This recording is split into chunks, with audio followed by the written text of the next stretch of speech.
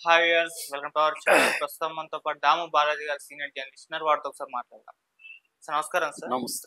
Sir, ఈ మధ్య కాలంలో చాలా రకాల మోసాలు అయితే పెరిగిపోయాయి. ఆ మోసాల పేరుతో ఎంతో కొంత డబ్బులు కాజేయడం మనం చూస్తూ వస్తున్నాం. ఇప్పుడు ఏకంగా చంద్రబాబు నాయుడు గారి పేరుతో వీడియో కాల్ చేసి తెలుగుదేశం నాయకుల్ని మోసం చేశారు. వాళ్ళ దగ్గర నుంచి డబ్బులు లాక్కున్నారు. ఇప్పుడు ఈ ఘటన అందరినీ కూడా షాక్‌కి గురిచేసింది. అంటే ఒక రాష్ట్రానికి సీఎం ఆయన పేరుతో వీడియో కాల్, అంటే ఆయన లైవ్‌లోకి రావడం అనేది చూస్తున్నాం. అసలు ఎలా జరిగింది ఇది? ఏం జరిగింది? మరి ఎంత డబ్బులు తీసుకున్నారు వాళ్ళ దగ్గర నుంచి? మరి ఇటువంటి ఘటనలను ఏ విధంగా చూడొచ్చు? ఒక సీఎం స్థాయి వ్యక్తిపైనే ఈ విధంగా జరుగుతుంటే నార్మల్ పర్సన్స్ ఏ విధంగా ఉంటారు? సో, దీన్ని ఎలా అరికట్టాలంటారు సార్? ఈ మధ్య డిజిటల్ మోసాలనేవి బాగా పెరిగినాయి. ఆన్‌లైన్ మోసాలనేవి బాగా పెరిగినాయి. ఎందుకంటే ఇండియాలో దాదాపు 70-80% ప్రజల దగ్గర స్మార్ట్ ఫోన్‌లు వచ్చేసాయి. ఇంటర్నెట్ కూడా చీప్ అయింది కాబట్టి ప్రతి ఒక్కరు స్మార్ట్ ఫోన్‌లు, ఇంటర్నెట్ వాడుతున్నారు. కానీ డిజిటల్ లిటరసీ గానీ, హ్మ్. దీనికి సంబంధించిన మోసాల పట్ల నాలెడ్జ్ గానీ లేదు. రెండోది ఏందంటే ప్రజల్లో డబ్బులు సంపాదించాలనే ఒక కోరిక అందరిలో కూడా బాగా పెరిగిపోయింది. ఎందుకంటే వస్తువులు మనల్ని టెంప్ట్ చేస్తూ ఉన్నాయి. వస్తువులు కావచ్చు, సేవలు కావచ్చు టెంప్ట్ చేస్తున్నాయి. దానివల్ల మనకి డబ్బులు ఎంతొచ్చినా సరిపోవట్లేదు.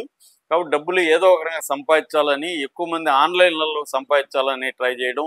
ఒక పక్క బెట్టింగ్ యాప్స్, రెండో పక్క లోన్ యాప్స్, మూడోది రకరకాల పద్ధతులు మీకు డబ్బులు ఇస్తామని చెప్పడం. అవి కాకుండా రకరకాల పద్ధతులు భయభ్రాంతం చేసి డబ్బులు లాగడం. హ్మ్. ఒకటి డీటెయిల్ అరెస్ట్. డీటెయిల్ అరెస్ట్ అంటే నీ ఆధార్ కార్డు మీద నీ ఫోన్ మీద 2 ఆధార్ కార్డులు ఉన్నాయి.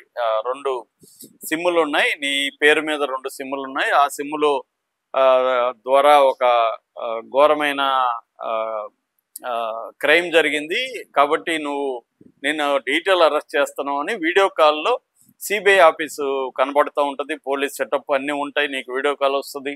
ఇంకా అక్కడి నుంచి వాళ్ళు నిన్ను కంట్రోల్‌లో పెట్టుకొని మెల్లమెల్లగా నీ బ్యాంక్‌లో ఎంత డబ్బులున్నాయో చూసి దాన్నంతా లాగేసే స్కీమ్ అనమాట. హ్మ్. దాన్ని డీటెయిల్ అరెస్ట్ అంటారు. అది నాకు తెలిసిన వాళ్ళకి కూడా చాలా మందికి అలా వచ్చాయి. నాకు కూడా ఒకసారి ఆన్‌లైన్‌లో సిబిఐ ఆఫీసు నిన్ను బ్లాక్ చేస్తున్నాం, నువ్వు అలర్ట్‌గా ఉండు అనేది వస్తే నేను దాన్ని తీసేశాను.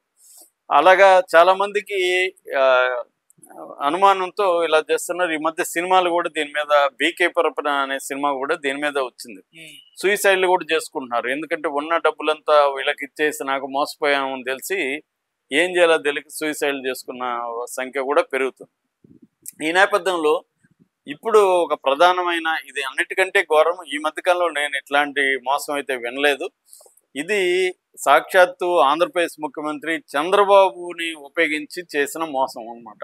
హ్మ్. ఇది ఎవరో రాస్తే కూడా మనం నమ్మలేం. ఈనాడే రాసింది డీటెయిల్‌గా. దాని తర్వాత నేను కొంత కనుక్కున్నాను నా సోర్సెస్ ద్వారా. హ్మ్. సో, ఇది ఎలా చేశారు? ఎంత డబ్బులు లాగారు? ఆహ్, ఈ ఇలాంటి మోసాల పట్ల సామాన్య ప్రజలు ఎలా వ్యవహరించాలి అనేది మనం తెలుసుకోవాల్సిన అవసరం ఉంది. ఇది వెరీ వెరీ ఇంపార్టెంట్ టాపిక్. ఎందుకంటే ఇది రేపొద్దున మనకు కూడా తగులుతుంది. చంద్రబాబునే చేయగలిగారంటే రేపు మనల్ని మోసం చేయలేరనేది ఏమీ లేదు. కాబట్టి దీనికి ఎలాంటి జాగ్రత్తలు మనం తీసుకోవాలా? ఎలాంటి మోసం ఎలా జరిగిందనేది కూడా మనం తెలుసుకోవాలి. ఇప్పుడు ఏందంటే ఏఐ వచ్చినాక మనం ఎవరిదో ఫోటో పెట్టి ఎవరిదో ఇది పెట్టి ఇలాగ నన్ను చెయ్యంటే ఇప్పుడు నేను బైక్ నడుపుతున్నట్టు నన్ను చెయ్యన్నాం అనుకో జెమినీకి ఇచ్చి నన్ను బైక్ నడుపుతున్నట్టు చేస్తుంది. అది వీడియో కూడా వచ్చేస్తుంది. అవును. లేదు నేను ఇంకొక అమ్మాయి ఫోటో పెట్టి మీ ఇద్దరం ముద్దు పెట్టుకున్నట్టు అంటే ముద్దు పెట్టుకున్నట్టు కూడా తీసేస్తుంది. దీన్ని రేపు ఎవరన్నా అలా చేసి నా భార్యకు పంపించాను, వీడు ఎక్కడో తిరుగుతూ అమ్మాయితో చూడు సరసాలు ఆడుతున్నాడు అంటే నమ్మచ్చు. ఎందుకంటే వీడియో ఉంది సాక్ష్యం. హ్మ్. ఇంతకుముందు ఫోటో అంటే మ్యానిపులేట్ చేయొచ్చు అనుకునేవాళ్ళు. ఇవి కూడా వీడియో సాక్ష్యం ఉంటది. సో, నేనే ఉంటా దాంట్లో. నా పక్కన ఇంకొక అమ్మాయి ఉంటది. మేమిద్దరం సరసాలలో ఉంటాము. నమ్ముతుంది. రేపు నా భార్య గురించి అలాగా నాకు చేయొచ్చు. ఎవరి గురించన్నా చేయొచ్చనమాట. హ్మ్. అలాగా ఏఐ టెక్నాలజీ అనేది ఇవాళ అందరికి అందుబాటులో వచ్చింది. దీన్ని ఉపయోగించుకొని ఇప్పుడేం జరిగిందంటే ముందుగా సత్తుపల్లి, ఇక్కడ ఖమ్మం జిల్లా సత్తుపల్లి దగ్గర ఉన్న తెలుగుదేశం నాయకులకి ఒక ఫోన్ కాల్ వచ్చింది. ఆ ఫోన్ కాల్ ఏందంటే, "నేను దేవినేని ఉమా పిఏ మాట్లాడుతున్నాను" అని చెప్తే వాళ్ళు, "సార్ చెప్పండి సార్" అంటే, "ఇట్లా ఉమా గారు మీతో వీడియో కాల్ చేస్తారు ఇప్పుడు" అని చెప్పారు. ఇదొచ్చి ఆడియో కాల్ అనమాట. హ్మ్.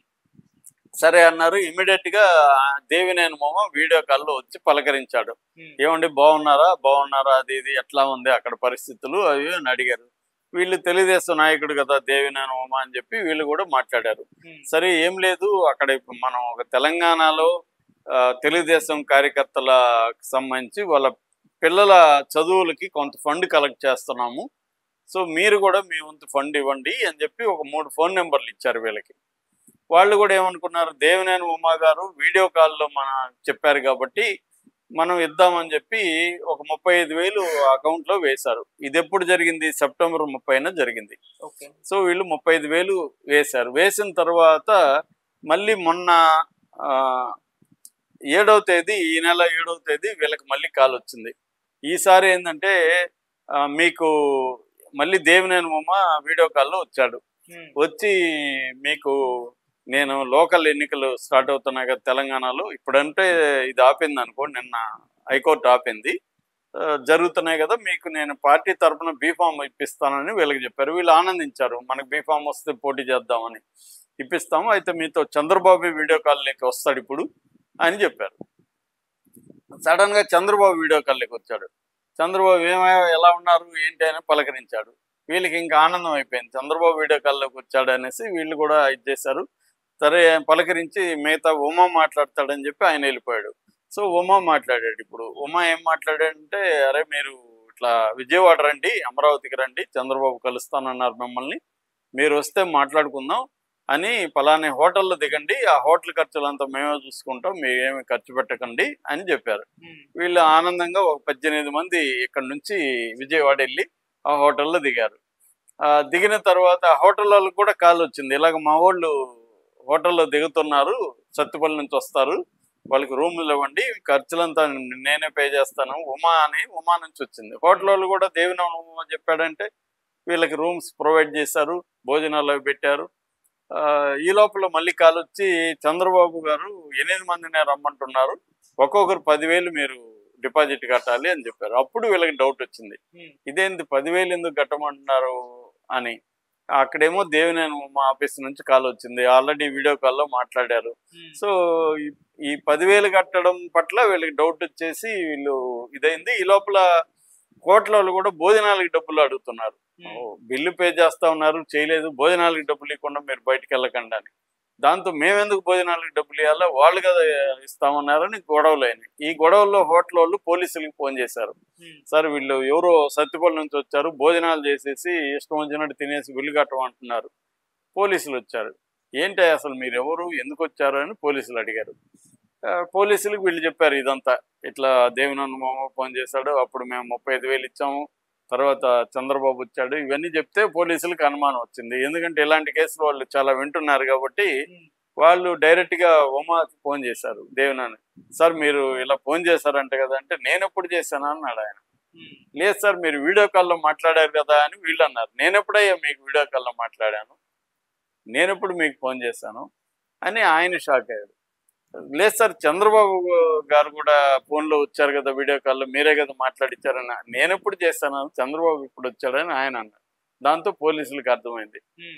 ఇప్పుడు వీళ్ళేమో పోలీసులు అడిగారు, మీరు కేసు పెట్టండి, దీన్ని మేము చేస్తాం. కేసు వద్దు, ఏమొద్దు సార్, మళ్ళీ మేము కేసుల కోసం ఇక్కడికి తిరగాలి, ఈ అవమానాలే మాకు చాలు, మేము ఎందుకంటే ఎవడో మోసగాడిని నమ్మి ఇంత దూరం 18 మంది పనులను ఆపుకొని వచ్చాము అని వీళ్ళు పాపం వీళ్ళకి అవమానం అయిపోయింది. అంటే రేపు పొద్దున ఇది లీక్ అయితే ఎవడో నమ్మి మోసపోయారని వీళ్ళకి వస్తుంది. ఇక్కడేదో పుడింగి లాయర్లు వీళ్ళందరూ ఫ్రెండ్స్కి వీళ్ళ బంధువులకి చెప్పేసి వెళ్ళుంటారు కదా, మేము మాకు టికెట్లు ఇవ్వబోతున్నారు, చంద్రబాబు రమ్మన్నాడు అని చెప్పు వెళ్ళుంటారు కదా. వీళ్ళకి ఇప్పుడు అవమానంగా అనిపించి వీళ్ళు కేసు పెట్టకనే వచ్చేసారు. ఇది కథనం అనమాట. దీని మీద ఇప్పుడు చంద్రబాబు ప్రభుత్వం చేయబోతుందా లేదా చూడాలి.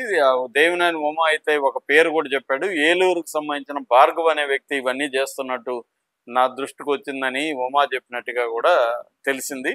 ఇప్పుడు ఉమా దీని మీద కేసు పెట్టి సైబర్ క్రైమ్లో కేసు పెట్టి ఆ భార్గవ్ని అరెస్ట్ చేయబోతున్నారు అనేది అంటున్నారు. భార్గవ్ని అరెస్ట్ చేస్తే ఎలా చేశారు అని తెలుస్తుంది. ఇప్పుడు ఏంటంటే వీడియో కూడా క్లోనింగ్ అంటారు. మనకి ఆల్రెడీ చంద్రబాబు వీడియోని ఇచ్చేసి ఆ వీడియోలో టెక్స్ట్ మార్చేయచ్చు. మనం టెక్స్ట్ ఇస్తే ఆయన వాయిస్ క్లోనింగ్ ఉంటుంది, వాయిస్తో వీడియో కాల్ మనం ఎవరికైనా చేసేయచ్చు అనమాట. ఇప్పుడు రేపొద్దున ఫర్ ఎగ్జాంపుల్ నా వైఫ్కి నేను వీడియో కాల్ చేస్తాను, కాల్ చేసి ఇట్లా నేను ఫ్రెండ్ను నాకు అర్జెంట్ కావాలి, మన బీరువాలో ఒక 50,000 ఉన్నాయి కదా, 50,000 కుర్రాడిని పంపిస్తా, ఇచ్చి పంపించు అంటే ఆమె ఏమనుకుంటది, వీడియో కాల్లో వచ్చాడు ఉమ్, ఆ, చెప్పాడు కదా అని చెప్పి సరే పంపించాను అంటున్నది. ఎవడో ఒకరిని పంపిస్తారు, సారు ఇట్లా 50,000 ఇమ్మన్నారంటే 50,000 ఇస్తుంది ఈమె. 50,000 కాకపోతే 5 లక్షలు ఇస్తుంది. 50 లక్షలు ఎంతన్నా పోవచ్చు కదా.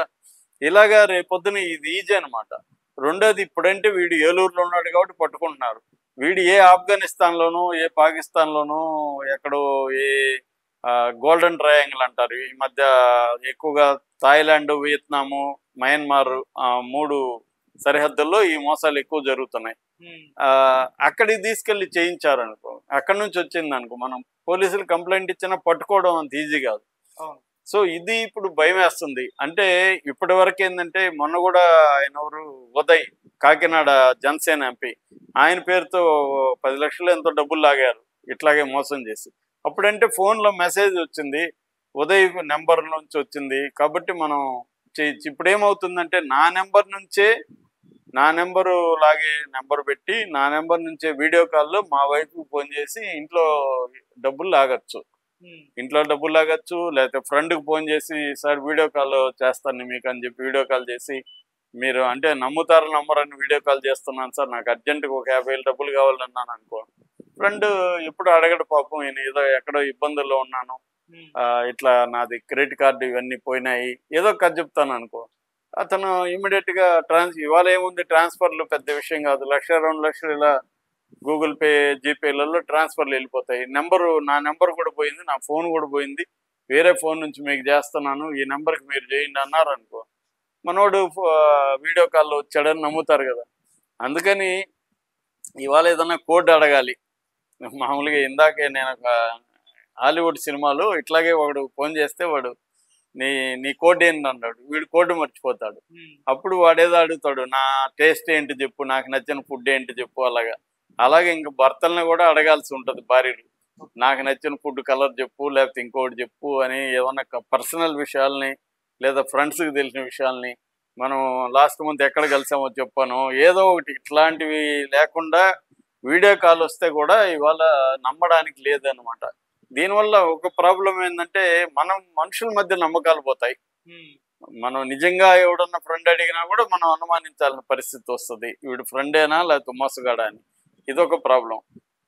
రెండోది ఏంటంటే ఎవరి దగ్గరైనా మోసపోవచ్చు. అందుకని ఈ విషయాలు తెలుసుకొని ఇలా మోసాలు జరిగే ఛాన్స్ ఉంది, వీడియో కాల్ని కూడా నమ్మకూడదు మనం అనేది ఉండాలి.